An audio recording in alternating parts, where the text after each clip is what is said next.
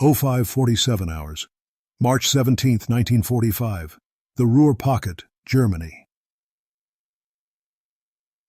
Private First Class, James Hrix presses his spine into the splintered jamb of a shattered farmhouse doorway and tries not to breathe too loud. The cold eats straight through the wool of his field jacket. The stone floor beneath his boots sweats with the night's chill. Outside, a gray March dawn seeps into the world, turning the fields ahead into a flat, ghostly sheet of fog and churned black mud. Somewhere in that fog, Germans are talking. Not shouting yet. Short, sharp phrases. A clipped Links Ruber, then a harsh laugh. Maybe 40 yards out, maybe less. Voices rise and fall with the mist, maddeningly hard to pin down. Hrix tightens his grip on the M1 Carbine pressed into the hollow of his shoulder. The weapon feels absurdly light, like a toy someone painted olive drab. He knows what that little rifle can do, and what it can't. The .30 carbine cartridge, a fat little 110-grain pill in a stubby case, is fine for rear echelon guards, fine for pistol ranges, fine for some ordnance colonel's range table. Out here, in the wet fields of western Germany, against men in heavy wool coats, adrenaline high, and hearts full of last-ditch fury, it's borderline. He's seen too many Germans take a hit from a carbine and keep coming. A stagger, a grunt, then the ugly sight of a man who should be on the ground still moving forward, still trying to bring a Mauser or MP40 up to bear. That knowledge sits like a stone in his gut as he peers over the broken door's edge. A low hedgerow runs across the field ahead. 30, maybe 35 yards out, a dark line in the pale fog. Beyond that, another field, a tree line, and somewhere behind it, the rest of his platoon. His squad drew the short straw. Push forward, clear the farmhouse line along this lane. Feel out how many Germans are still holding on this side of the river. The German Vor. Ices are between him and that hedgerow now. Closer. Boots slapping in mud, the metallic clatter of gear. Hrix eases the carbine's sights toward the sound. That's when a glint of light catches his eye, right at the end of his barrel. The thing hanging off his muzzle looks wrong. Too fat, too heavy. A short, stubby tube clamped to the bayonet, lug under the barrel, ugly and purposeful, like a little steel bucket with the bottom punched out. Yesterday afternoon, back behind the line, his squad leader had tossed it to him with a wolfish grin and absolutely no ceremony. "Here, Hrix, you hate that pea shooter so much? Pin this on your bayonet lug." No explanation, just that. And then a second object, heavier, thunking into his palm. It had looked like an oversized rifle grenade. But instead of a simple ogive nose and blunt base, the thing had a bayonet welded to its tail. An honest-to-God M4 carbine bayonet, the blade and crossguard fused into the rear of the grenade's body with ugly, hurried welds. "A spear with a boom," the sergeant had said. "Load it like a rifle grenade. Special blank in the magazine, not ball. Pointed at something you really don't like. Don't miss." Now that same spear grenade sits nose down inside the cup at the end of Hrix's barrel, its welded bayonet tail gripped by a crude internal sleeve. The tube's weight makes the carbine feel front-heavy, clumsy. His trigger finger rests on the cold curve of metal. In his chest, his heart feels like it's trying to kick through his ribs. The German voices are close enough that he can hear the wet squeak of leather straps and the rattle of entrenching tools. One laughs, a high, nervous sound. Another growls something about Army Panzer and keine Munition. Feldgrau shapes begin to coalesce out of the fog line. Helmets, rifle barrels. A man's pale face turned to the side as he speaks to the one behind him. Hrix's mouth goes dry. By the book, he should wait. Let them close. Use aimed fire. 2 round bursts to the chest. That's what the instructors said back in the States, when the targets were paper and no one was screaming. But the little .30 carbine round isn't what's sitting in his chamber right now. Nestled against his bolt face is a short, crimp-necked grenade blank. No bullet, just a cavern of powder waiting to kick that spear-tipped grenade off his muzzle with all the fury his light little gun can muster. 40 yards. Maybe less now. He can pick out the lead Germans being soon. Eath fogging under the rim of his helmet. Hrix exhales, slow and shallow. The sergeant's voice comes back, a muttered explanation from yesterday, half a joke and half deadly serious. Think of it like this, kid. You hate the carbine? Fine. Now it throws bayonets. The carbine's sights sit heavy on the lead German's chest. Above that chest, the man's mouth is forming another word. Hrix can't quite hear. Hrix tightens his grip, feels his finger take up slack on the trigger. The little carbine that never quite stopped anybody is about to fire a bayonet, at 40 yards, with explosive force, and the Germans walking through the fog have no idea what's about to hit them. He squeezes. The world goes white. Cut to black. James Hrix had grown up outside Lima, Ohio, on a patch of flat land his father always insisted on calling the farm. Even though by the time James was old enough to drive, most of the acreage had been sold off to a feed co-op. They still had the barn, though, and they still had the workshop. His father had been a machinist before the Depression, and a machinist during it, and when the factory hours dried up, he turned to fixing anything that could be taken apart and put back together. Tractors, pickup trucks, cream separators, and eventually a steady trickle of battered farm guns. By 16, James could stone a sear, smooth a bolt, and tell you by feel whether a firing pin spring was tired. He wasn't a gun nut in the romantic sense. To him, firearms were just another system of levers and springs and pressures to be understood. When the war came, he tried for the Navy. The idea of months at sea beat the thought of sleeping in mud. But the Army got him instead, and the Army, in 1943, had decided that some men didn't need a full-size battle rifle. The first time they handed him an M1 Carbine on a stateside range, his reaction had been a frown and a mechanic's instinctive skepticism. It was light, it was handy, it balanced well, but everything about it whispered compromise. A soldier's typewriter, one of the old hands at the range called it, slapping the slender receiver, for clerks and cooks, not for riflemen. The instructors called that talk nonsense. The .30 carbine, they assured the recruits, was lethal out to 300 yards. It fired faster, kicked less, carried more rounds per magazine. Perfect for NCOs, radio men, mortar crews. More firepower on the move. On the flat, dry range at Camp Blanding, they punched neat holes into silhouette targets at 100-150 yards. The carbines barked with a lighter crack than the Garands on the next line. The recoil was a quick shove, instead of a full shoulder thud. The paper scarecrows fell just as easily. On a range report somewhere, those falls converted into neat numbers: effective hit probability, rounds expended per target, combat potential. But those numbers weren't written by men who had to look at a German's face across a winter field. By the time Hrix saw combat, in the wet, hedgerow-choked fields of the Ruhr, and then, after the February crossings, pressing into the industrial sprawl that would become the Ruhr Pocket, he'd seen what combat potential meant up against muddy reality. The winter and spring of 44-45 had been an education in everything the manuals didn't say. They didn't talk much about how wet wool and layers of clothing could slow a small bullet just enough that the man it hit still had time to aim back. They didn't talk about how the carbine's light round lost steam fast once it left the muzzle, its energy dropping off hard past 50 yards. They definitely didn't talk about the growing distrust that spread among line infantry whenever a man with a carbine had to take a shot that really mattered.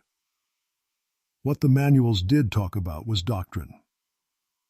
Doctrine said that squads move by fire and maneuver, that the M1 Garand was the base of infantry firepower supported by Browning automatic rifles and light machine guns. Doctrine treated the carbine as a support tool, an option for officers and specialists, not the tip of the spear. In a busy replacement depot in England, though, Doctrine has to make room for shipping tonnage and production rates. M1 carbines were easier to make than Garands, easier to ship, too, and by late 44, they were everywhere. Hrix's regiment had lost a lot of its veterans in the Hurtgen. By the time he joined up in early 45, the platoon was a collage of experienced survivors and fresh replacements. The supply sergeant issued what he had. Hrix, with his slight frame and MOS as a radio operator, ended up with the light little carbine as a matter of course. "Hell, kid," his platoon sergeant, Staff Sergeant Walter Keene, had said, slapping his shoulder. "You should be happy. That thing's half the weight I'm humping. You'll thank me when we're running." He never did. The first time the carbine really let him down was outside a village near Düren in January. A gray day, a frozen plowed field, and a German who should have fallen and didn't. They'd been trading shots across 300 yards of dead ground all morning. A German rifleman in a slit trench had been harassing the squad's right flank, popping up, firing, ducking down. The Garans could barely see him. The machine gun had other targets. Hrix, on the radio, had a rare moment with no traffic. He took a knee, rested the carbine over a fence post, waited until he saw the German's helmet again, and squeezed off 3 rounds, careful and slow. He was sure at least one hit. The man jerked, stumbled, but dropped back into the trench, and a few seconds later another shot arced out toward them. "See that?" Keene had muttered beside him, voice low. Paper gun, typewriter, pea-shooter. The carbine had acquired a vocabulary of contempt on the line. And yet, doctrine insisted it had its place. Ordnance officers far in the rear wrote memos insisting that most complaints were psychological, that the statistics favored the weapon. Just as staff planners insisted that the Ruhr was a mopping-up operation now, that German resistance was fragmented, incoherent. But on the ground, in the muddy farms east of the Ruhr, German fire still cut me. And on down. MG-42s still raked fields from hidden barns. Panzerfausts still punched through Sherman armor from obscene distances. Doctrine met reality in those fields, and more often than not, bled. By early March, Hrix had stopped thinking of the carbine as a weapon system and started thinking of it as an obligation. It was what he had. It was light enough that he could carry extra batteries, extra radio parts, extra morphine for the medic. That was the trade. And then, one rain-slick afternoon in a retired farmer's barn turned into a makeshift squad CP. Sergeant Keene had called him over to a workbench covered in oil-stained canvas. "You still hate that pop gun?" Keene asked, not looking up from the mess in front of him. "Yes, Sergeant," Hrix said automatically. "Good," Keene grinned, finally turning, "because I've got something for you."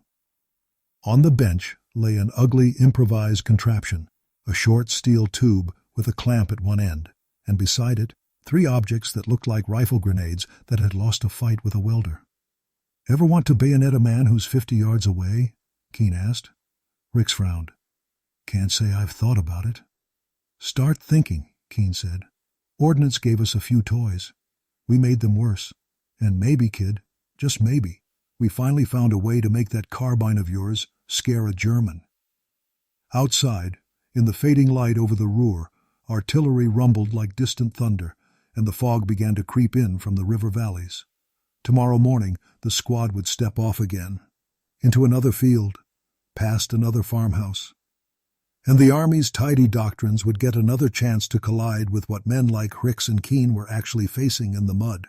2 weeks before the spear shooters showed up, they'd tried to take a farmhouse much like the one Hrix was crouched in on March 17th.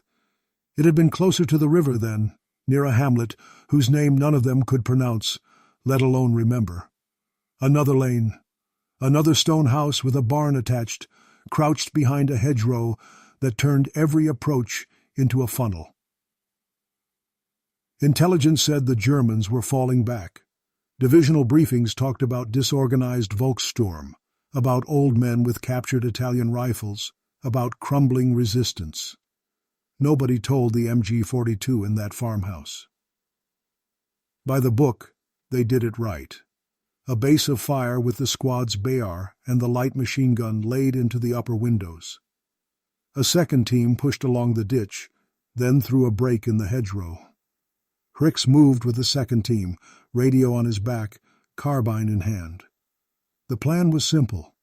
Reach the next hedgerow, get eyes on the house's side door, call back corrections for the mortars if needed, then assault. The first sign that the plan was rotten came when the MG-42 spoke. It wasn't even a burst, not at first. Just a single ripping line of fire that seemed to cut the air itself. Dirt kicked up in a violent straight path along the ditch ahead of them. One of the new replacements, a kid from Brooklyn whose name Hrix never got right, spun and fell, clutching his thigh. "Down! Down!" Keene snapped, shoving Hrix behind a tangle of roots. Fire and maneuver on paper was a graceful dance. One element lays down suppressive fire, pinning the enemy, while the other moves.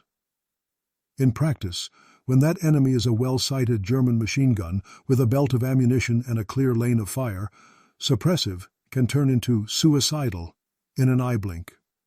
The American bar chattered back. The light machine gun on their left flank hammered the farmhouse's windows. Chunks of stone flew. Wooden shutters shattered into splinters. The MG-42 stopped for a moment. Then, as the moving team tried to push forward again, it opened up from a different angle, through an unmarked firing slit in the barn wall they hadn't seen. Bullets stitched the hedgerow ahead. A man to Hrix's right, Corporal Ellis from Tennessee, jerked twice hard and fell backwards into the ditch, the breath already leaving his eyes before he hit the mud. "Smoke! We need smoke!" someone yelled. They got smoke. White canisters arced forward, hissing, building a wall of drifting gray. By the book, this was the moment to close the last yards with grenades and bayonets. By the book, the MG-42 should have been suppressed by now, its crew cowering from the volume of American fire. By the blood in the ditch, that wasn't what was happening. The machine gun kept firing through the smoke, blind but close enough that blind didn't matter. They could hear the rounds rip through the veil, snapping overhead, cracking into earth and wood. Keene swore. "Pull back," he shouted into Hrix's ear. "We're not getting that one with what we've got." They crawled backward, dragging the wounded Brooklyn kid, leaving Ellis's body in the mud. Overhead, artillery started walking in. The battalion commander deciding that if small arms couldn't pry the Germans loose, a 105mm high explosive might. The farmhouse disappeared in dust and thunder. An hour later, they walked through the ruins. The barn had taken a direct hit. The MG-42's tripod was twisted, its receiver shattered. 2 German bodies lay nearby, one missing an arm, the other with half his chest gone. Inside the house, though, they found more. A Mauser rifle propped in a corner. 3 Panzerfaust launchers stacked like cordwood by a back window. A dead boy in Hitler Youth uniform, no older than 16, his hand still gripping the firing grip of one of the anti-tank launchers. "Crumbing resistance," someone muttered bitterly. In a shallow trench beside the house, they found scuffed footprints, an abandoned ammunition box, and 2 spent brass casings from another MG-42 that had evidently relocated before the barrage. The lesson was plain. Germans weren't just sitting and dying. They were moving, using the terrain, fighting in depth. For Hrix, another lesson lodged deeper. Every time they closed under 100 yards, every time the fighting came down to quick shots at moving shadows around farm buildings, his carbine felt like a handicap. At 50 yards, he had to hit center mass, squarely. At 75, the doubts crept in. He carried 20-round magazines now, scrounged and acquired from supply, but more bullets didn't help if they didn't bite deep. He watched Garand-armed riflemen punch Germans down at ranges where his rounds seemed to lack authority. That mattered when the enemy had Panzerfausts and MG-42s and nothing left to lose. He complained quietly at first, then more openly.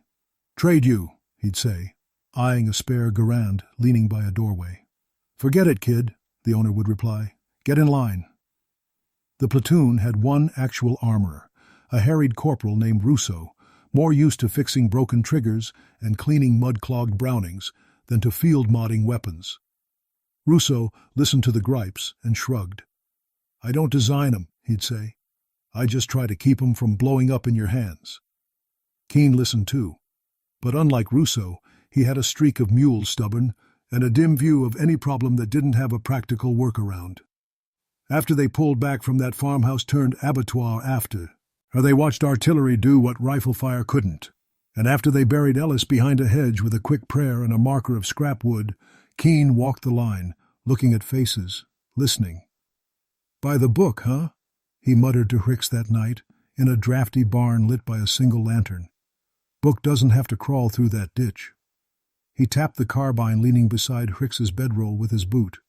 "And that thing sure as hell isn't the answer when Jerry's got a machine gun in a mouse hole." "What is the answer, then?" Hrix asked. Keane stared down at the weapon, his jaw working. "We used to have an answer. Rifle grenades. Garand's throwing HE-30, 40, 50 yards. But half of our launchers are busted, and ordnance can't get us more fast enough. And you're stuck with a pop gun." He paused, then added softer, "You said your old man was a machinist, right?" "Yeah." "You ever weld?" "A bit," Hrix said slowly. "Why?"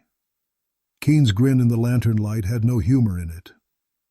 "Because if ordnance can't give us what we need, maybe we make something they didn't think of."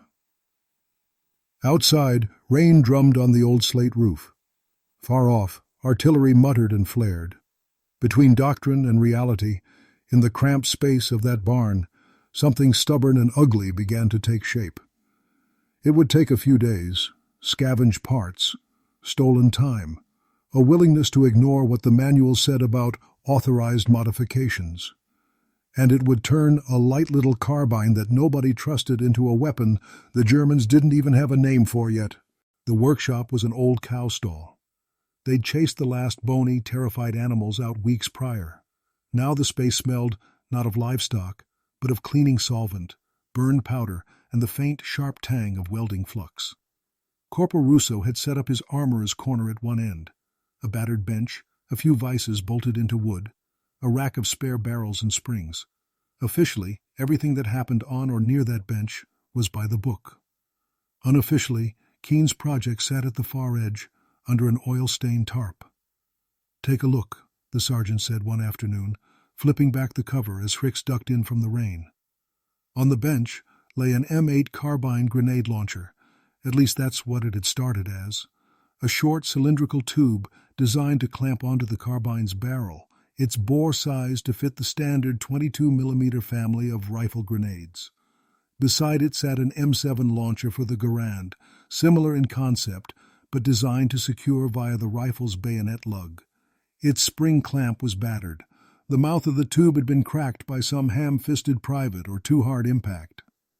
Keane had both of them disassembled, parts organized in a neat chaos that would have made most officers blink. "You're going to get us shot by ordnance," Russo grumbled from his corner, polishing a seized M19919 bolt. "Relax, Corp," Keane shot back. "I'm making your life easier. Less complaints about paper guns if I fix the paper guns." He handed Hrix a length of raw tubing. "Saw this off," he said. 4 inches, square. Then we cut slots for the bayonet lug clamp." Hrix hefted the tube. It felt absurd in his hand, a chunk of steel salvaged from a blown-out German stovepipe. "What are we building?" he asked. Keane pointed to a crate in the shadows. It was marked with stenciled ordnance codes and had been opened with more enthusiasm than care. Inside lay a half-dozen rifle grenades, M9A1 anti-tank TU. IPes mostly, but with 2 HE fragmentation rounds mixed in. "We got these from battalion," Keane said. "Some clerk sent M9s instead of more shells for the 60 mils. Our Sherman's already punched every Panther between here and the Rhine. We're not facing tanks anymore. We're facing barns, machine guns, and idiots with Panzerfausts." He picked up an M9A1. The grenade was a slender pointed cylinder with a blunt base designed to slip over a rifle grenade launcher's tube. "This thing's great for punching armor, not so much for men in a field." He set it down and picked up something else, a carbine bayonet, M4 pattern, its leather grip scuffed, its blade mottled with use. Now, some genius in ordnance thought, "Let's give the carbine a bayonet, make it a real rifle," Keane said. "But you'd have to be crazy to close with a German with just this thing at the end of a pop gun. He's got an MP40 or a shovel, or just more guts than sense. You're bringing a knife to a machine gun fight." He set the bayonet beside the grenade. So I thought, what if the bayonet got there first? It was a ridiculous question on its face. It was also, in the whirring, brutal logic of late-war infantry combat, perfectly reasonable. They spent hours in that stall, working in the flicker of a field welding set and the rasp of metal on metal. Hrix cut and filed the salvaged tube until it fit over the carbine's muzzle assembly, then carved a notch and slot system into one side. Russo, grumbling but intrigued despite himself, cannibalized the spring clamp from the busted M7 launcher, adapting it to catch the carbine's bayonet lug. "You know this is not in any manual," Russo muttered as he spot-welded the clamp in place. "Manuals don't have to walk into barns," Keene replied. The heart of the madness was the projectile itself. 2 of the M9 grenades had been damaged in transit, their thin noses bent. Ordinarily, you'd send them back to ordnance. Keene, instead, had Hrix strip the fuses. Then he took an M4 bayonet and did something no ordnance man would have sanctioned. He clamped the blade to the base of the grenade and welded the two together. The result was grotesque and strangely elegant at the same time. A spear of steel and explosive, a rifle grenade with a knife for a tail, the bayonet's guard and tang sunk into the grenade's base metal by uneven but solid weld beads. "You know what the Jerrys call our rifle grenades?" Keene asked as Hrix turned the finished piece in his hands. "No, Sergeant. Rumor is they call them Stielauswurfgranaten when they see them from our Garans. Stick-throw grenades. Imagine what they'll call this." Russo snorted from his corner. "Idiocy. That's what they'll call it. That or Court-Martial Exhibit A." Keene just smiled. "You tell me it won't fly." They took the first prototype out behind the barn at dusk. The sky was low and leaden. Beyond the farm, a fallow field stretched to a ragged tree line. A burned-out German cart lay on its side halfway across, its wheels charred, its bed riddled with shrapnel scars. Keene fixed the modified launcher onto Hrix's carbine, the spring clamp clicking around the bayonet lug with a satisfying snap. Then he slid the spear grenade's bayonet tail into the tube until it seated with a dull clunk. "Grenade blank, not ball," Keene reminded him, watching closely as Hrix stripped a special crimp-necked cartridge from a cloth bandolier and thumbed it into the magazine. "Range?" Hrix asked. "Let's find out," Keene replied. They picked the cart as a target, roughly 50 yards out. Hrix took a knee, propped his elbow against it, brought the heavy-nosed carbine up. The balance was all wrong. The front end wanted to drag down, the tube and spear adding 1.5 pounds to the weapon's nose. The sights, theoretically, were the same, but the arc of the grenade's flight would be nothing like a bullet's flat, supersonic path. He aimed a little high, exhaled, squeezed. The report was a deeper bark than a normal carbine shot, the blank's extra powder turning the little gun into a tiny cannon. The recoil hit harder, too, a quick, solid shove that rocked him back. The spear grenade left the muzzle with a guttural whoomp and a sheet of smoke, its steel body flashing once in the air before the distance swallowed it. For a heartbeat, nothing. Then a dull thud, metal on wood, and a split second later, the world near the cart erupted. Dirt and splinters geysed up. The cart's burned-out wheel spun free, flung aside. The bayonet spear had struck low, punching into the earth at the cart's base, and the grenade's HE filling did what high explosive always did. It tore the world into jagged pieces. "Holy hell," Russo whispered, stepping forward despite himself. At the impact point, they found a crater the size of a helmet. The cart's frame was cracked. Embedded in a chunk of dirt nearby, the warped remnant of the bayonet blade jutted like a broken fang. "It works," Keene said simply. Russo scowled, but there was awe in it. "It also destroyed the bayonet." "Bayonets are cheap," Keene replied. "Lives aren't." They tested again, this time at 25 yards, against a section of stone wall. The spear hit just above the top, its bayonet catching, and then the grenade detonating, showering the far side with rock shards and steel. "Imagine that into a window," Keene said, eyes distant, "or into the firing slit of a barn. You don't have to ask Ellis to crawl through a ditch and hope the MG-42 takes a break. Word filtered up, as it always did. The platoon leader, a lieutenant barely older than Hrix, came to see the contraption, his mouth set in the grave line of a man constantly balancing regulations against reality. "You know this is completely unauthorized," he said, turning the launcher in his hands. "Yes, sir," Keen replied. "You know if that weld fails and a bayonet comes off in flight and hits one of our own, I'll have your hide." "Yes, sir." The lieutenant looked up, eyes going to the field, to the rebuilt hedgerow, to the distance where German artillery still occasionally probed. "You tested it?" "Yes, sir, twice. Solid." The lieutenant hesitated, then handed the carbine back to Hrix. "Launcher still attached." "Officially," he said, "I haven't seen this. Unofficially, if it keeps my men from crawling up to another farmhouse under an MG, I don't want to hear about it unless it breaks." He paused, then added, "You get 5 of those spearheads, no more. Use them when it matters." Keen nodded. "Yes, sir." That night, under a faded shelter half lit by a candle stub, Keen doled out the projectiles like sacred objects. One went to the squad's best marksman, a lanky kid named Jones with a Garand. They adapted a launcher for his rifle too, though it handled the extra weight better. 2 went to the other carbine men in the platoon. 1 stayed in reserve. The last, Keen held up, then turned to Hrix. "You hate that carbine," he said. "You don't trust it." "No, Sergeant." "Now it's got teeth," Keen said, pressing the spear grenade into his hands. "You've been whining about wanting a real gun.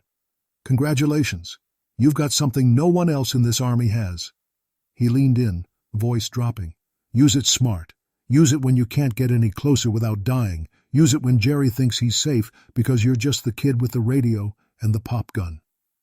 Outside in the damp night, men shifted in their blankets. Artillery flared on some distant ridgeline, and the Ruhr Pocket tightened like a noose around the last field armies of the Third Reich. Somewhere on the other side of those lines, German soldiers still believed the American carbine was a joke of a rifle. They had no idea that a handful of them would soon be calling it something else.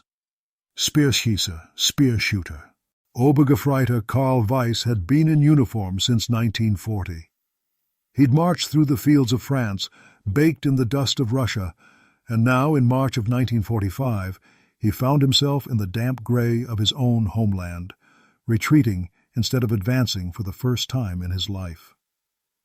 The regiment he wore on his shoulder boards barely existed anymore. The battalion was a paper fiction. The company was a handful of weary veterans, teenage replacements in ill-fitting Feldgrau, and a scattering of old Volkssturm men stiffened with fear and anger. They called it the Ruhrkessel now, the Ruhr Cauldron. It sounded dramatic in the newsreels. In reality, it was a shrinking pocket of farms and factories and little towns, encircled by an enemy with more tanks, more guns, and, it sometimes seemed, more everything. But they still had MG-42s. They still had rifles. And they still had the stubborn knowledge that you could kill a man with even a single bullet if it was placed right. On the morning of March 17th, Weiss was leading a small patrol forward from a crossroads where their exhausted company had dug in overnight. Their orders were simple: probe toward the river, find out where the Americans were, and above all, watch for tanks. Panzervernichtungsdienst, his lieutenant had called them, half joking, tank destruction service. As if a handful of Panzerfaust tubes and some brittle courage could stop the endless green machines they'd seen grinding forward for weeks. Weiss carried a Karabiner 98K, as he always had. Across his chest, a bandolier of rifle grenades sagged, the metal cups clinking with each step. On his left hip, a captured American pistol, souvenir of a dead paratrooper in Holland, rested in its cracked leather holster. Walking to his right was Jürgen, 17 years old, too thin for his uniform. He clutched a Panzerfaust 60, its wooden tube almost as long as he was tall. "Keep the safety cap on until you see the white of the star," Weiss had drilled into him. "Don't fire at more than 80 meters, and if you miss, drop it. Don't try again. They'll be shooting at you." He'd also tried to teach Jürgen to judge the enemy's weapons. "The short ones," he'd say, miming the stubby outline of an American carbine. Those are for their officers, their radio men, little guns, Pistolenkarabiner. They don't shoot as far. They don't hit as hard. If a man aims at you with one past 50 meters, don't flinch. The big ones, the self-loading rifles, those you fear. It was a simple taxonomy. Fear the Garand, ignore the carbine. And for the most part, it had worked. In the Hurtgen and the Ardennes, his squad had weathered countless skirmishes with American infantry. He'd seen their officers with little carbines popping away in the distance, rounds snapping wide or throwing up dust. They shoot peas, one old Jaeger had said, laughing grimly. Peas in great quantity. Now, hunched in the morning fog of a Ruhr farm lane, Weiss kept that mental picture close as a shield. Too many of his shields, faith in the Führer, faith in the radios, faith in reinforcements, had crumbled. At least he could still read the enemy's silhouette and know what he was facing. "Ruhe!" he hissed to the men behind him, as a low stone farmhouse loomed ahead, half shrouded by mist. "Quiet!" They moved forward by bounds, as they had in Russia and France, one element covering while the other pushed up. Behind a low hedgerow, he crouched, peering over the tangled branches at the field beyond. No movement, just the pale smear of fog, the dark blotch of a ruined barn beyond, and the distant stump of a tree. American positions were reported near the road, his lieutenant had said, jabbing at a map with a pencil stub. "They are thin here, probing. If we can bloody them, we gain time for the main line." Time, always time, bought with blood. Weiss scanned the farmhouse. No flag, no visible movement, no telltale glint of binoculars. "Vorwärts," he whispered, rising into a crouch. "To the hedge." They moved, boots sucking in the mud, gear clinking softly. His breath puffed pale in the air. Behind him, someone muttered about cigarettes. Someone else cursed softly as his boot slipped. Weiss was about to turn and hiss them quiet when a sound reached him. A click. Muffled. Mechanical. Not the clean metallic snick of a Mauser. Not the dry slap of a bolt handle. Something shorter, thinner. His brain parsed it a second too late. An American self-loader's safety. Perhaps a Garand. Perhaps. The world ahead bloomed. There was no warning whine, no grenade's slow arc. One moment, Weiss was staring at a gray field. The next, something streaked out of the fog from the direction of the farmhouse. For a heartbeat, he thought it was a shell fragment, or a weird trick of the light. Then he saw steel, long and narrow, like a lance, fixed to a thicker tubular body that spun end over end, a blur against the mist. It hit the hedgerow 2 meters to his left with a meaty thunk, as if someone had hurled a spear with superhuman strength. He saw the blade's shape, unmistakably a bayonet, for a fraction of a heartbeat. Then it detonated. The blast wasn't huge, not like an artillery round, but at such close range, it didn't need to be. The shock punched the breath from his lungs. Dirt, leaves, and shards of metal scythed through the air. Weiss hit the ground, ears ringing. Somewhere behind him, Jürgen screamed, a high, reedy sound cut short. He rolled, coughing, and saw the carnage. The hedgerow had a hole too, ran in it the size of a man's torso. Jürgen lay half in, half out of it, his Panzerfaust flung aside, his legs lashed by shrapnel. The man who had been walking on Weiss's left was no longer distinguishable as a man, just a heap of limbs and cloth and blood. "Granatwerfer," someone gasped. Weiss's mind rebelled. No, the trajectory had been wrong. Too flat, too fast. He thought, absurdly, of a word from the Bible. Spear, then another, more modern, Gewehrgranat, rifle grenade. But he knew the Americans' pattern. Their rifle grenades were big, blunt-nosed things thrown from their heavy rifles. He'd seen them arc and high from hundreds of meters away. What he had just witnessed was something else, a bayonet-tipped projectile, hurled with such violence that it buried itself in a hedgerow before exploding, a spear that bit and then burst. Behind the ringing in his ears, he heard screaming in another language. English, shouted commands, closer than he liked. "Deckung! Cover!" he shouted hoarsely, dragging Jürgen by his collar, ignoring the boy's whimpers. Machine gun up front. Aim low. They're in the house. He risked a glance over the shredded hedge. Through the fog, he saw it, the dark rectangle of a farmhouse doorway, a flicker of movement, and briefly, the silhouette of an American in a helmet leaning into a small rifle with an ugly tube on its nose. A carbine, his mind supplied. A pea shooter, except it had just thrown a steel spear into his patrol.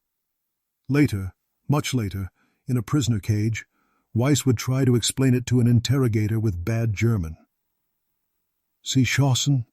Speere, he would say. Sie warfen Bayonet, mit ihren kleinen Gewehren, Speerschießer. Spear shooters. For now, though, there was no time to name things, only time to live or die. He pressed his cheek into the damp earth, thumbed a rifle grenade onto his own muzzle as his hands shook, and prepared to answer. This new American trick the only way he knew, with steel and explosives of his own. The recoil from the blank round snapped Hrix back a step, but his feet were braced, his shoulders solid. The little carbine bucked and came down, smoke curling from the mouth of the makeshift launcher. For an instant, he saw the spear grenade in flight. It was almost beautiful in a terrible way, a slender shaft of steel, the welded bayonet at its tail keeping it nose forward, the grenade body a fat cylinder behind the blade. It punched through the fog like an accusation. He'd aimed at the center of the shifting silhouettes. The spear flew just a hair left, angling toward the hedgerow. Then it was gone from his sight, swallowed by the mist, and a fractional heartbeat later, the explosion came. The blast was lower, closer than he'd expected.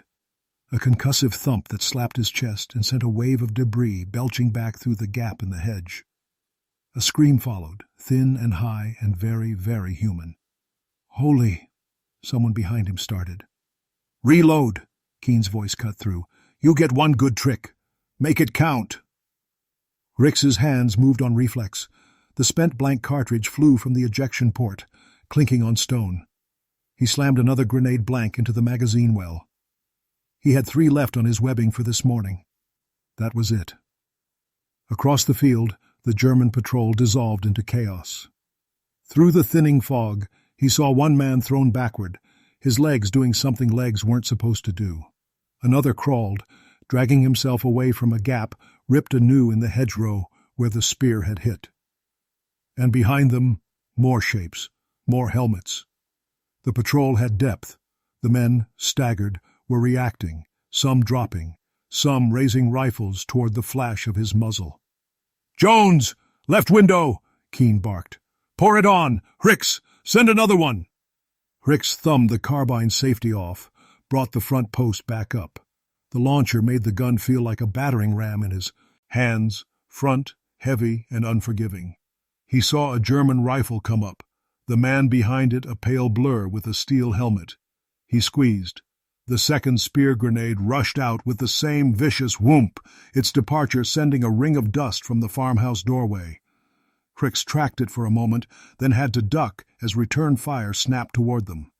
Bullets smacked into the stone walls, chewing chips into the air. One cracked against the wooden lintel over his head, showering splinters. Jones's Garand hammered from an upstairs window, 8-round clips pinging empty. The bar chattered from a corner of the room, its barrel thrust through a broken shutter. The second spear landed further back, in the middle of a cluster of scrambling figures. This time, Hrix saw it bite. The bayonet at its nose seemed to catch on something.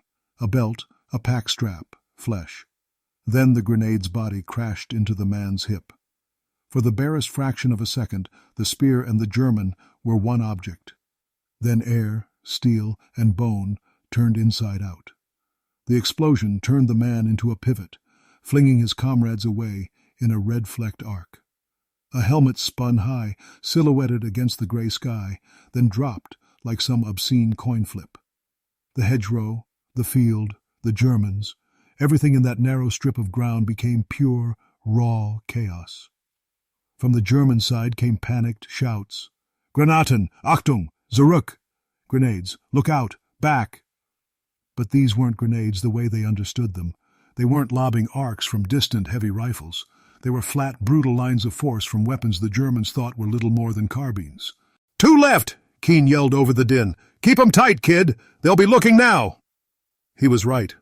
A flare of light flashed from the hedgerow, a German rifle grenade fired in haste. It arced high and short, landing with a soggy thump in the muddy field, bursting 20 yards out with a crack and a geyser of muck. Another bullet whined in, slapping stone to Hrix's left.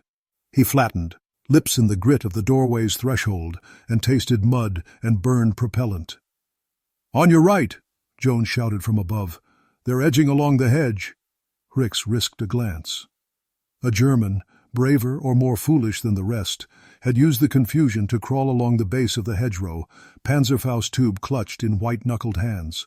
40 yards, maybe less, separated him from the farmhouse. If that Panzerfaust got a clean shot at the building, the thin stone walls would turn into shrapnel, and anyone near the ground floor would be torn apart. "Panzerfaust!" Hrix barked. The German lifted his head, eyes wild, as if he'd heard the word in his own language. Their gazes met for just a second. The Panzerfaust operator's assumption, trained into him, was that the man in the doorway with the little carbine didn't matter at this range. His eyes were already searching past Hrix, looking for the tank he'd been told to fear. Hrix's third spear grenade was already in the launcher. Fingers moved faster than conscious thought. Safety off. Front sight on the man's chest, breath half held. He thought of Ellis in the ditch, of the MG-42 spitting from the barn. He thought of every time the carbine's shots had seemed to slap men without stopping them. Not this time. He squeezed. The spear leapt. At such short range, its flight was a blur. The bayonet's point took the Panzerfaust man just below the collarbone, punching through cloth and meat with the authority of a medieval lance. The grenade body armed into him a fraction of a second later. The explosion threw his body backward, flipping it over the hedge in a macabre cartwheel. The Panzerfaust tube itself flew upward, spinning, before crashing down half buried in mud, inert. "Jesus," Jones breathed from above. The returning fire faltered. Whatever aggressive impulse had driven the patrol forward had evaporated under the shock of this new, savage tool. Germans who had been moving up were now dropping back, some firing wild covering shots, others simply running. Someone, in the distance, shouted an order that Hrix couldn't make out, something about hintere Linie, the rear line. Hrix slapped his last blank into the mag, his chest heaving. "That's it," he gasped. "I'm dry on spears." "Good," Keane said beside him, voice grim. "Because that's all we needed." He jerked his head toward the field. Over the ruined hedgerow, shapes were moving, but these were American.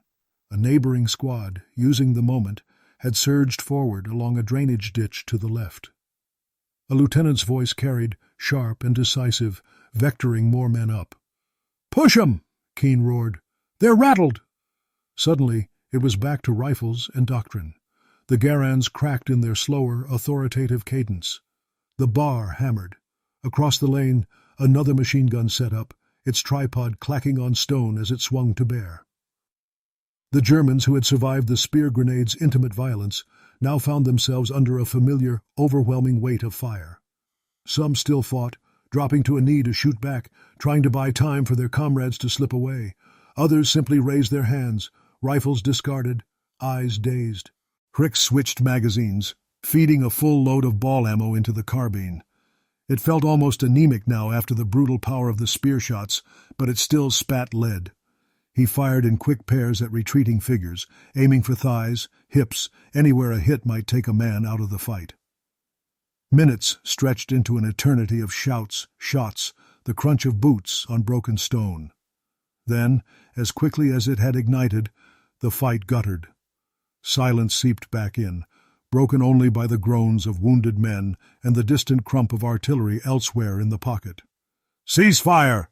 came the order. "Cease fire!"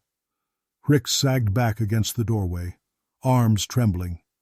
The launcher on his carbine's nose smoked faintly, the metal warmed by repeated blast. Keane stepped out cautiously, carbine at his hip, eyes scanning. Hrix followed, feeling suddenly exposed without another spear in the tube. The field between farmhouse and hedgerow was a mess of craters, bodies and gear.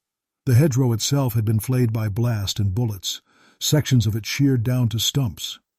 In the gaps, they saw the impact points. One spear had left a crater and a fan of blood and shredded vegetation.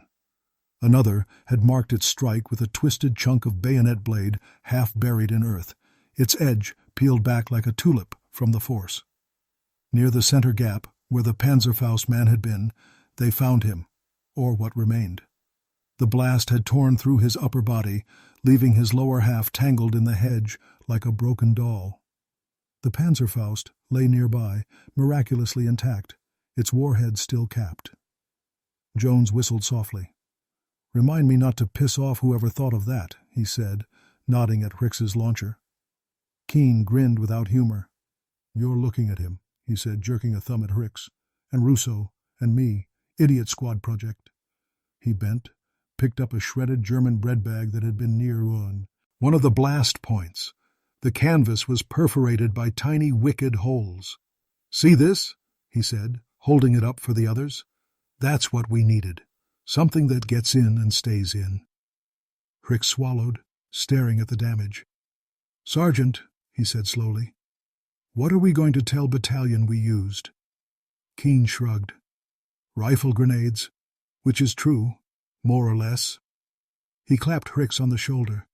"You did good, kid. Ellis would have liked to see that." On the other side of the hedge, medics were already moving in with Red Cross brassards, tending to moaning figures. Among the wounded Germans, one, older, his hair gone to gray under the grime, grabbed a medic's sleeve and whispered something. The medic didn't understand, but later another man would. "Speerskisse," the old German said, staring past the American's shoulder at Hrix's odd-snouted carbine. "Sie schossen Speere." They fired spears. The fighting in the Ruhr Pocket didn't end that day. It ground on, house by house, field by field, as American divisions squeezed the last German formations into an ever smaller knot of resistance. Bridges were blown, then rebuilt. Towns that had never seen so much as a company of infantry now found themselves marked on situation maps and plastered by artillery. For Hrix and his squad, March 17th became one episode in a blur of days. They used the spear grenade twice more before the pocket collapsed. Once, against a machine gun that had taken up in the hayloft of a barn. Hrix put a spear through the loft door from 30 yards. The blast blew hay, wood, and men into a mad cyclone. When they cleared the barn, they found what was left of the MG-42's crew scattered across the rafters. The second time, they fired at a stone cellar entrance that a handful of diehards refused to surrender from. The spear buried into the lintel. The explosion collapsed the entrance, knocking the fight out of the men inside. They crawled out later, blinking and bleeding from ears and noses, hands up. After that, there were no spears left. Russo refused to make more. "Those bayonets are still government property," he groused, though his eyes betrayed a grudging respect. "And ordnance is breathing down my neck about where their M9s went." Keane didn't push it. By then the line had moved on to more open ground, the nature of the fighting shifting. There were fewer hedgerow-hugging approaches, fewer farmhouses turned bunkers. Tank battles flared on the roads. Columns of prisoners snaked back toward the Rhine. When the Ruhr Pocket finally collapsed in April, disgorging hundreds of thousands of German prisoners, the war in the West effectively broke. There would be more fighting, bridgeheads, river crossings, desperate last stands, but the shape of the end was clear. For the men who had lived through it, though, the war boiled down to particular smells, particular sounds, particular days. For Hrix, one of those was March 17th. The cold sweat on his neck, the feel of the modified carbine's heavy nose, the sight of a spear grenade taking flight. After the surrender, after VE Day, after the tearful homecoming in Ohio, life tried to get boring again. He went back to the barn, this time without shells whistling overhead.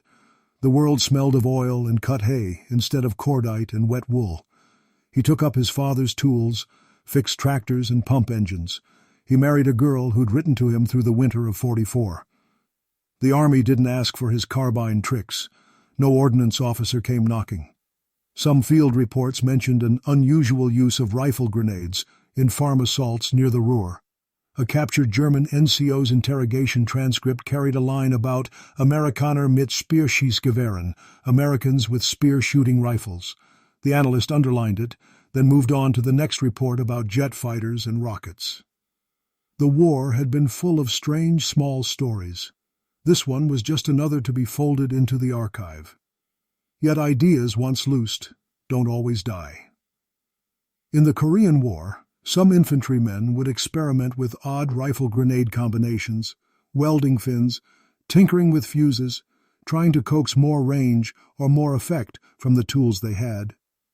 On dusty test ranges in the 50s, ordnance officers would consider new ways to give riflemen organic explosives, rifle grenades, spigot launchers, single-shot grenade guns. By the 1960s, the U.S. Army would adopt the M79, a dedicated, shoulder-fired grenade launcher. Later, underbarrel launchers like the M203 would become as common to infantry as bayonets once were, flinging small bombs out to the distances where men like Hrix had once had to improvise. The concepts behind them, standoff explosive delivery, one man with a light weapon able to break an enemy position, were cousins to what Keane and Russo and Hrix had cooked up in that Ruhr cowshed. An old tattered copy of an internal artillery bulletin from 1948, buried in some library stack, would even mention in a footnote. Several anecdotal reports from ETO units describe improvised anti-personnel rifle grenades with attached cutting or stabbing elements for increased sticking effect upon impact. Not recommended for standardization due to safety concerns. Safety concerns. A bureaucratic way of saying this was too wild, too uncontrolled, too close to the edge.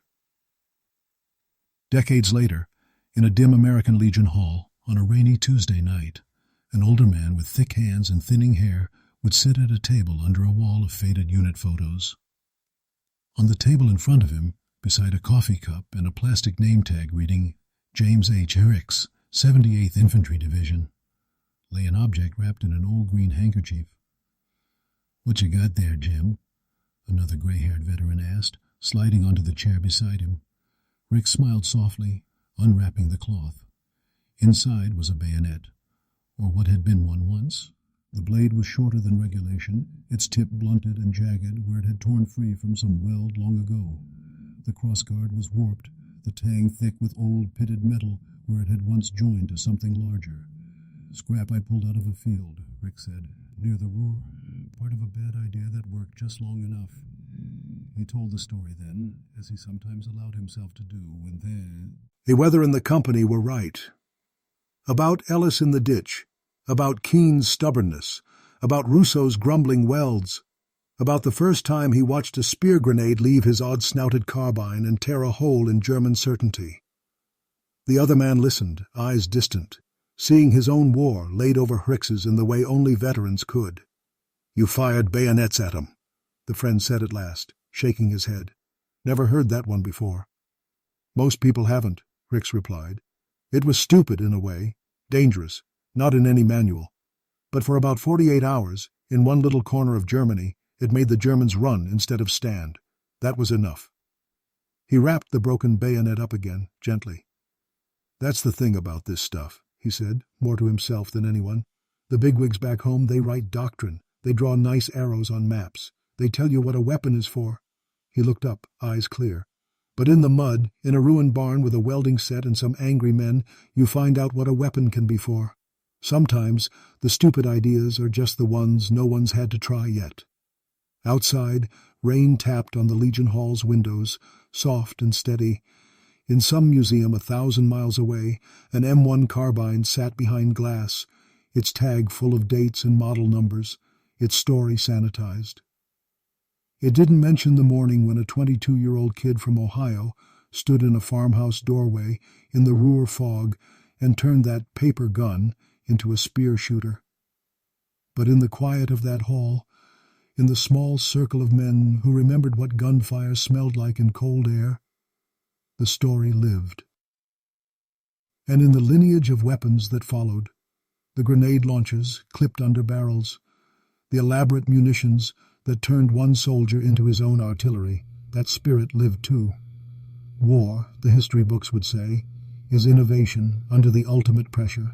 On March 17, 1945, at 0547 hours in a nameless German field, innovation looked like a bayonet welded to a rifle grenade and a carbine that finally bit as hard as its owner had always wished it would. The Germans who survived that morning had their own, simpler word for it, muttered with a mixture of awe and bitterness. Speerschießer, spear shooters. And long after the fields of the Ruhr had turned green again, that single strange idea hung in the air. One more reminder that tomorrow's doctrine is often born from yesterday's desperate, stupid field mod.